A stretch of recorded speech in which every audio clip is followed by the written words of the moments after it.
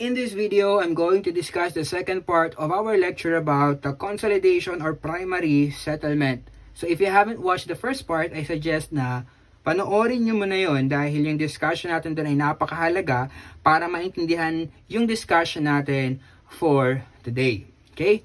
So if you remember na dinerive natin yung equation para sa SFC na nanggaling lang din naman sa basic settlement equation. Tama? And then, minodify natin to sa last video para sa normally consolidated clay. So, para sa normally consolidated clay, ang ginagamit nating sigma 2 is the summation between, ang tawag natin dito ay effective vertical overburden stress, and we have the additional vertical stress. Para yan sa sigma 2.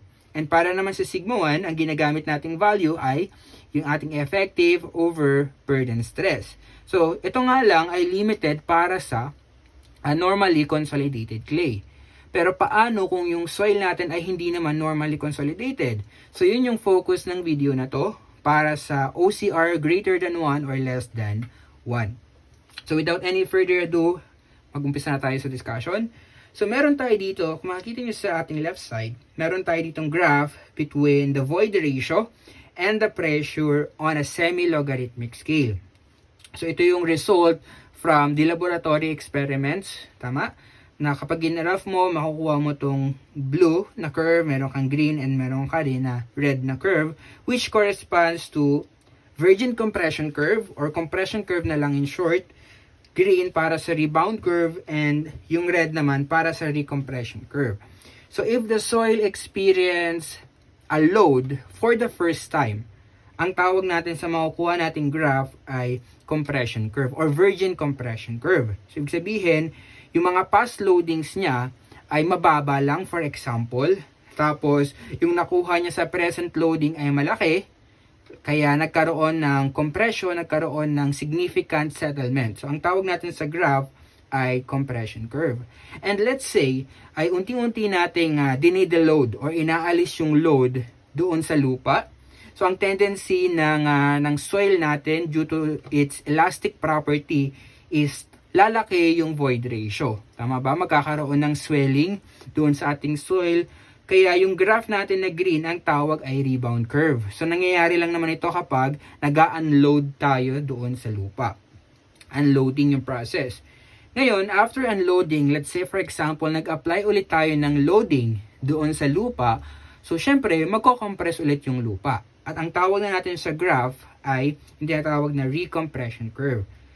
So to fully understand the graph, may ginawa ko ditong simpleng illustration na kung saan meron tayong iba't ibang loading pero same soil lang naman yan. At magkakaiba sila ng time reference. So hindi yan nangyayari at the same time, okay? So maaaring itong unang loading nangyari ito 10 years ago, ito naman ay 5 years ago, at ito naman yung present. So, ganun yung illustration na gagawin ko dito. Okay, so let's say sabihin natin na from the past, yung loading natin, ito, meron tayong vertical stress, additional vertical stress, at yung stress due to the weight of the soil, na let's say kapag sinamap natin, ang total stress na na-experience ng point na to ay 30 kilopascal.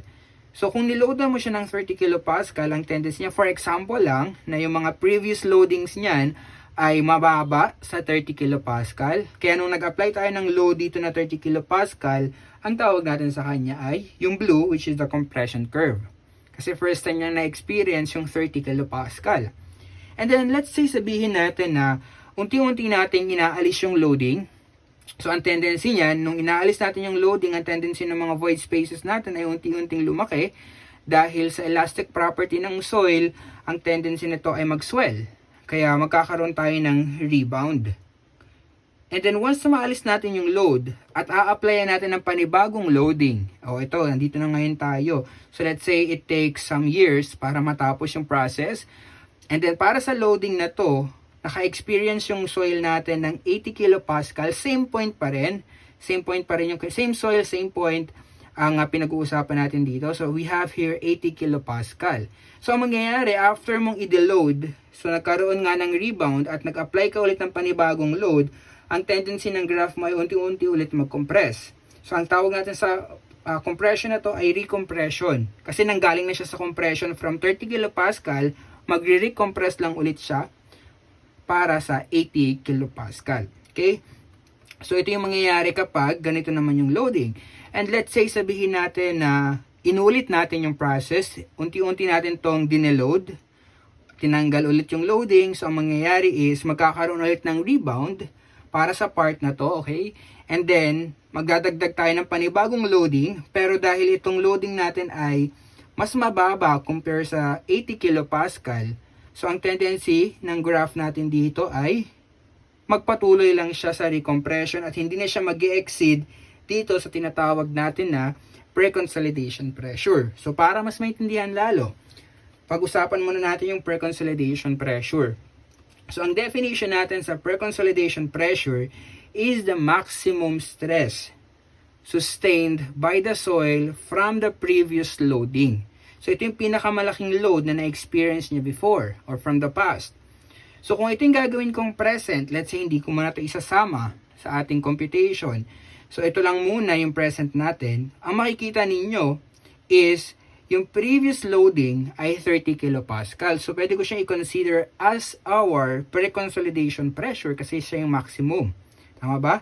Pero kung ito yung gagawin kong reference dito sa dulo, so ang magiging pre-consolidation pressure natin ay yung 80 kilopascal kasi siya yung pinakamalaki na loading from the past. So yun lang yung gagawin natin, i-identify natin kung ano yung nangyayari, ano yung behavior ng soil para sa, let's say kung ito yung gusto mong kuhanan ng settlement, ano kayang nangyayari sa soil after ng mga series of loadings na to from the past. So gawin natin.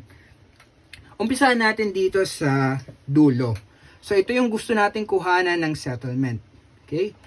So kung yan ang gusto nating kuhanan ng settlement, kailangan alam mo muna yung mga past loadings para at least meron kang idea about the pre-consolidation pressure. Siyempre, kung makikita nyo, this is, huwag na lang dito, ito na lang, sa mismong load. So this is our pre-consolidation pressure kasi from the past, siya yung maximum. Siya yung pinakamalaking loading na na-experience ng soil. So, kung titignan natin siya dito sa ating illustration, ano? So, dahil lang nangyari is, yung 80 kilopascal at this point is the first time na na-experience siya ng lupa. So, yung graph natin dito ay itong blue. Compression ang nangyari. Tama? Tapos, unti-unti natin itong inaalis dahil papalitan natin siya ng panibagong loading. So, ang nangyayari between the two reference natin, nagkakaroon tayo ng rebound sa part ng unloading. In-unload natin itong load natin dito sa part na to. And then, dahil mag-a-apply tayo ng panibagong loading, ang mangyayari sa graph ay magko-compress ulit, ano? So, therefore, sa part na to, ang nangyayari lang pala ay recompression.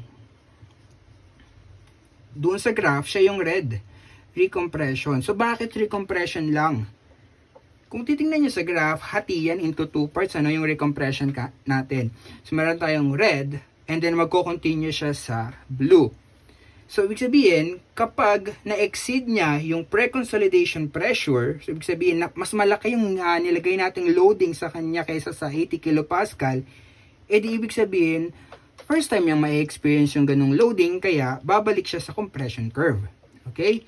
So, pero dahil ang scenario naman natin dito is 40 kilopascal lang at hindi niya ma-exceed yung 80 kilopascal na pre-consolidation pressure, nandito lang siya sa part na red. Okay? So, sa part na red, ang tawag natin ay recompression. So, ano kaya yung gagamitin nating equation para ma-estimate yung settlement sa recompression na part? So, actually, dito lang din naman tayo babase ng equation, imo-modify lang natin. So, para sa ating settlement or consolidation settlement, we have, kung makita nyo dito, meron tayong C sub C na ang tawag natin ay compression index na napakalinaw na compression ang pinanggalingan ng CC na yan. Tama ba? Slope ng compression curve. Pero ang concern natin ay recompression. Kaya imbis na CC, dapat ang gagamitin natin ay slope ng recompression curve, yung red. Kaya imbis na CC, gawin natin C sub R dito sa ating equation. Na kung saan, ang tawag natin dito ay recompression index. Yan, the recompression index or ang other term nito ay swell index. So normally, yung value ng C sub R ay percentage lang yan ng C sub C. Okay? So we have the initial thickness. Same pa rin naman yan, wala namang magbabago dito. Dahil yan ay mga fixed value times the log of what is sigma 2 naman. Babaguhin din natin yung sigma 2. Tingnan natin. So after natin tong i-deload, so babalik siya sa kumbaga soil na lang, kumbaga yung weight or yung stress na lang na na-experience ng soil after nating i-deload itong lahat ay effective overburden stress na lang. Tama? Yun yung magiging initial stress ng lupa after mong i-deload. Kaya yung initial, yung sigma 1 natin, siya ay magiging effective overburden stress. And then, dahil mag-a-apply tayo ng panibagong loading, ito, edi yung final stress na may experience ng lupa natin ay yung effective overburden stress at yung additional stress. So, ito pa rin yung gagamitin natin. Sigma prime VO plus delta sigma. Okay? So, ito yung gagamitin nating equation para sa case na, ano nga ba? Ano nga ba yung case natin para dito? If delta sigma V o yung additional stress, ito, plus the effective overburden stress, yung summation ng dalawa is less than the pre-consolidation pressure. Ito yung pre-consolidation natin, tama? 80 kilopascal, na kung saan yung summation ng dalawa is less than 80 kilopascal, kaya ang gagamitin yung formula ay ito. Okay, so note nyo muna ito. Kailangan before kayo gumamit ng formula, i-check nyo muna kung masasatisfy ba nila itong condition na to. If ever na good naman tayo, let's say tama naman, then you can now proceed para sa computation ng consolidation settlement. So ito pa lang yung isang case. Meron pa tayong isa pang case na kung saan greater naman yung makukuha nating value ng sum compared doon sa ating pre-consolidation pressure. Para sa pangalawang case, ito naman yung gagamitin kong present loading at ito yung gusto nating kuhanan ng settlement. So therefore, ito yung mga past loading natin. Kaso nga lang, kinuha ko na lang yung, inassume natin na ito yung maximum stress experience from the past. So siya yung magiging pre-consolidation pressure natin. So tingnan natin kung i-graph natin to, no? So sabihin natin na yung 30 kilopascal nga is the maximum stress experience from the past. So therefore, nung in-apply yung load na 30 kilopascal, nagkaroon ng compression. Compression yan dahil first time na experience yan ng soil. And then dahil papalitan natin yan ng panibagong loading, ang mangyayari is, kailangan mo munang i-deload ito. Kumbaga, aalisin natin muna yung load na to. So ang tendency ng lupa natin ay mag-swell. So sa graph, siya yung rebound curve. So tataas ulit yung void ratio. And then, after nating alisin yung load na to at unti-unti nating i-apply yung present loading na to, ang tendency ng ating graph ay unti-unti ulit mag-compress yan. So, ang tawag natin sa magiging graph ay recompression curve. Kasi nga, unti-unti ulit na nako-compress due to the loadings. And then, kung mapapansin ninyo, hihinto yung red doon sa part na pre-consolidation pressure. So, ibig sabihin, kapag nag-exceed ka sa pre-consolidation pressure, ang mangyayari sa curve mo ay mag-e-extend, kaso nga lang ang tawag na natin dito dahil naging blue na yan, compression curve. Ano kaya ibig sabihin nun? Ano kaya implication nun? So, ibig sabihin, kapag nag-apply ka ng greater than sa pre-consolidation pressure, ang tendency ng lupa ay magbigay ulit ng additional settlement. Kumbaga, magkakaroon ka na nga ng settlement dahil sa recompression, dahil nag-apply ka ng panibagong loading. Tapos, meron pang additional na stress dahil yung load na inilagay mo is greater than 30 kilopascal. So, dalawa yung nangyayari dito. We have the recompression, yung unang part. So, recompression, and then yung pangalawa naman ay compression part. So, paano kaya yung magiging computation nito? So, meron tayo, ito pa rin yan. Pero kung makapansin nyo, kasi dalawang part ng settlement yung mangyayari. Settlement due to the recompression at settlement due to the compression. So, umpisa natin muna sa recompression muna. So, dalawang terms ito. So, yung unang term para sa recompression muna. So, imbis na CC, C sub R muna. Ayan. H sub O all over 1 plus E sub O. Log of, ito yung problema. Ano yung ilalagay ko sa sigma 2 at ano yung sigma 1? So para sa recompression, tingnan natin ano. So after kung alisin yung load, so ang mangyayari sa lupa natin, ang na-experience na lang ng lupa is syempre yung effective overburden stress na lang or due to the weight of the soil, tama? Nung inalis natin yung load. And then dahil unti-unti natin tong ilalagay, yung ating present loading, so maghihinto lang tayo sa recompression na, so sabihin, yung maximum loading natin sa recompression ay hanggang 30 kilopascal lang. Ayan hanggang sigma P lang tayo. So therefore ito, ang mai-experience ng soil ay 30 kilopascal para sa loading na to. And then, kung titingnan natin yan, tama ba na ito yung magiging sigma 1 para dito sa equation? Sigma 1 is the initial load and then yung sigma 2 naman ay para sa final loading. Pero part lang tayo ng recompression ulit So therefore, yung sigma 1 natin is weight lang ng soil ang na-experience, kaya papalitan ko yung sigma 1 ng sigma VO. And how about the sigma 2? So ano ba yung na-experience na load sa final loading? So dito, sa final loading natin ng recompression, siya ay 30 kilopascal is the pre-consolidation pressure, tama? So dapat ito ay pre-consolidation pressure. Next, para naman sa part ng compression, ipagpapatuloy lang natin kasi 30 is not the present loading, 80 tama. So kailangan pa natin magdagdag ulit ng 50 kilopascal. So para sa part ng compression, so manggagaling tayo ng 30 kilopascal, tapos magdadagdag pa tayo ng another 50 kilopascal para ma-reach natin yung 80 kilopascal na present loading.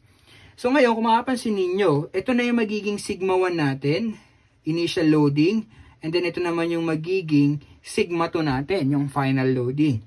So after ng recompression, meron pa tayo ulit settlement na mangyayari due to compression. So gagamitin ulit natin to, CC na yan, dahil compression na yung nangyayari sa part na to. H sub O pa rin yan, 1 plus E sub O. Kaso, ano naman yung gagamitin nating sigma 1 and sigma 2? Siyempre sa sigma 1, ito na yan, tama ba? 30 kilopascal, which is the pre-consolidation pressure. So yung sigma 1 dito, pre-consolidation pressure na siya, plus, yung sigma 2 naman, ano kaya yung sigma 2? That is the summation ng ating delta sigma V and ng effective overburden stress. So ang gagamitin ko dito ay delta sigma V plus, actually ito rin naman yan, sigma prime VO.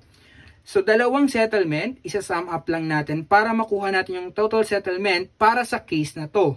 So ano nga ba yung case na to? If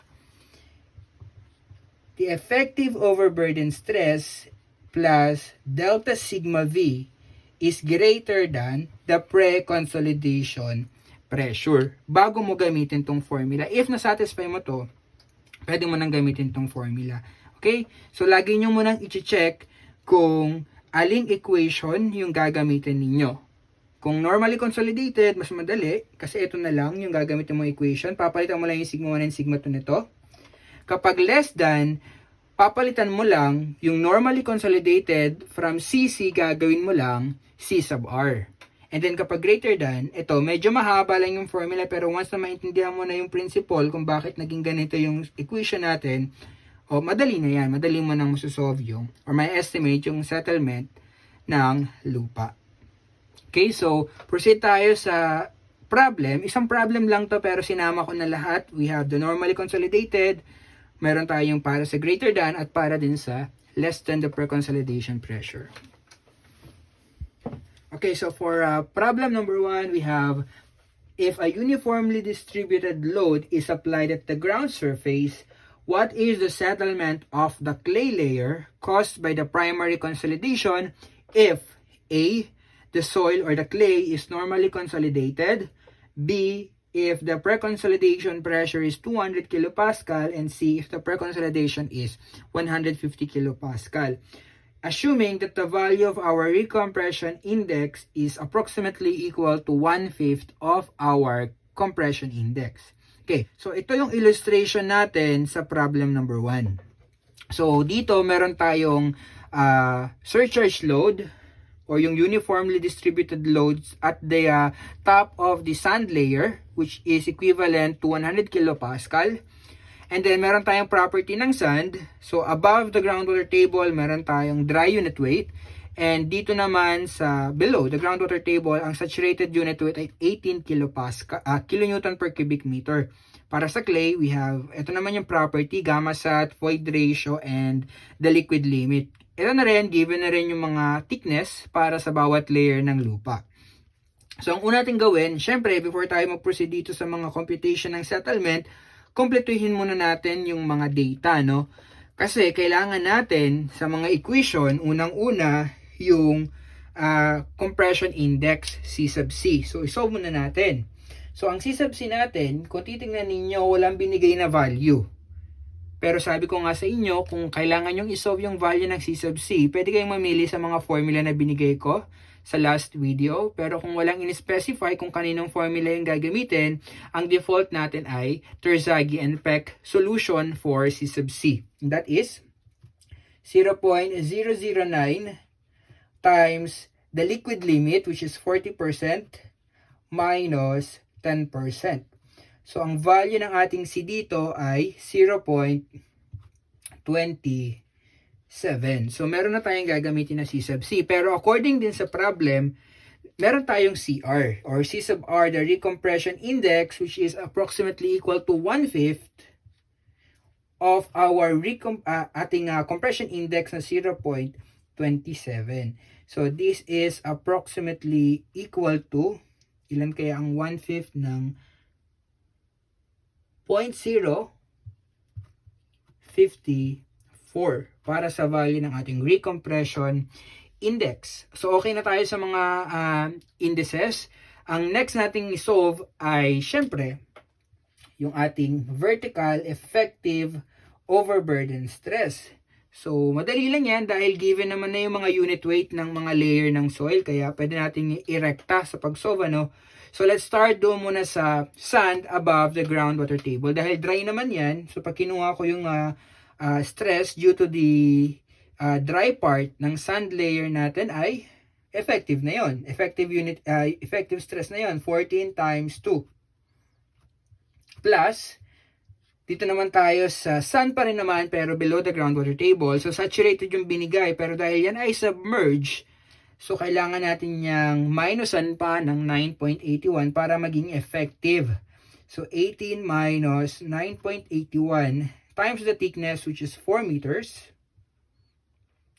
Okay na? Plus, meron pa tayong clay layer. So, para sa clay layer, meron tayong saturated din yung binigay, pero dahil submerged yan, so, syempre, 9 minus 9.81 multiplied by what? So dito, lagi nyo nang isipin na ang computation natin lagi ay nasa mid-height ng clay layer. Hanggang dun lang. Kasi average yung kukunin natin. So therefore, yung stress na kailangan natin ay para lang doon sa mid-height. Kaya yung gagamitin kong thickness, half lang ng 3.5. Okay? Para sa average stress. So the value of our vertical effective overburden stress is 76.3 decimal na lang natin, 843 kilopascal. So, ayan, meron na tayong effective overburden stress. So, I think pwede na tayong mag-solve. Pwede natin gamitin yung formula dahil kompleto naman na. So, let's start sa part A. We have the clay is normally consolidated. So, kung normally consolidated yan, edi gamitin na lang natin yung formula. Tama ba na ang formula natin ay C sub C, which is 0.27 times H sub O muna. So, dahil ang magkakaroon naman ng settlement ay yung clay layer at buong thickness yung gagamitin, hindi kalahati lang ha. Remember na kinukuha lang natin yung kalahati para sa stress dahil average yun. Pero pagdating sa computation ng settlement, buong thickness ng clay ang gagamitin. Pero gagawin ko na siyang millimeters kasi maliit lang naman yung value ng settlement natin. Divided by 1.8 since ang ating void ratio ay 0.8. Multiply by log of. So normally consolidated yung ginagamit nating solution kaya yung sigma 2 natin ay summation ng vertical effective overburden stress which is 76.843 plus yung ating additional vertical stress. So, ang additional vertical stress natin ay 100 kilopascal all over sigma 1. Ano ba yung sigma 1 natin? That is the effective overburden stress which is 76.843. So, ayan, kompleto naman yan. Kaya, pwede mo nang masolve yung value ng S sub C. So, ang value ng ating settlement is approximately equal to 190.042 millimeters. Napakaliit lang ng settlement. So, yan yung para sa case na normally consolidated. But what if the given pre-consolidation pressure is 200 kilopascal? So, kapag nagbigay ng pre-consolidation pressure, i-check nyo muna kung normally consolidated pa rin ba yan or hindi na. Pwede mo nang i-check yung summation ng ating additional vertical stress and effective overburden stress kung mag-exceed ba siya or less than 200 kilopascal dahil meron tayong corresponding formula para sa kanya. So, tingnan natin. So, we have 100 kilopascal plus 76.843. That gives us 176.843, which is obviously less than 200 kilopascal. Na kumbaga, kung mas mababa yung summation, ang gagamitin nating formula ay para sa recompression part. Actually, yung formula kaparehas lang ng normally consolidated, babaguhin mo lang yung C sub C, papalitan natin ng C sub R. So, S sub C is equals to, ang C sub R na natin ay 0.054. Then the rest, kokopay na lang natin dahil same lang naman. So, 3,500 all over 1.80 times log of, yung summation natin dito ay 176.843 all over the vertical effective overburden stress, 76.843. So, ang magiging sagot, ang ating estimated settlement ay approximately equal to 38.008 millimeters. So, maliit na yan kasi na-compress na yan pre-compress na yan ng 200 kilopascal. Okay? So, next, what if the pre-consolidation pressure is 150 kilopascal? So, obviously, kung makikita natin dito na yung summation ng mga stresses natin, which is 176.843, greater than the pre-consolidation pressure. Kaya iba na yung formula natin dito. So, 176.843 is greater than 150 kilopascal.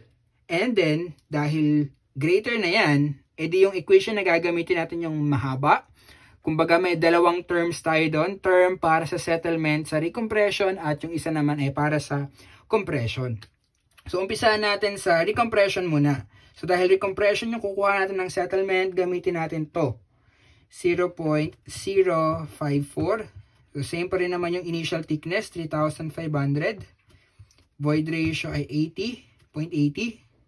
Log of. So, dito, ang gagamitin natin para dito sa numerator or yung sigma 2 natin para sa recompression part ay yung pre-consolidation pressure which is 150 kilopascal. And then, para sa ilalim, ito naman yung effective overburden stress na 76.843.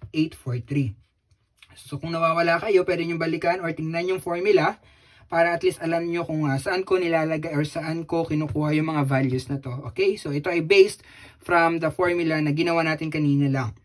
Plus, meron pa tayong compression part. So, ang gagamitin ko sa settlement para sa compression part ay syempre yung CC para sa compression index. 0.27,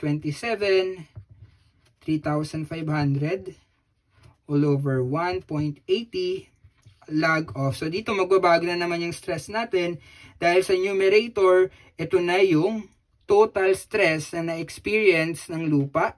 Present yan. So, that is 100 plus 76. So, yan yung 176.843 all over the pre-consolidation pressure na 150 kilopascal. Giving us an approximate settlement that is 68.037 millimeters. So, actually, madali lang naman siya. dahil substitution na lang siya ng mga values dun sa formula. Pero syempre, bago mo masubstitute yung mga values na yan, kailangan mo munang mag-solve. Itong part naman ng solution ay na-practice na natin from our previous lecture. Especially yung pagkuha ng ating vertical effective overburden stress. Yung CC, ito may mga formula tayo na ginagamit, pero simple lang naman yung mga formula. Kaya pa rin isolve yung C sub C. So, that's it para sa consolidation primary settlement natin. So, yung next topic is about degree of consolidation. Part pa rin yan ng primary settlement, okay?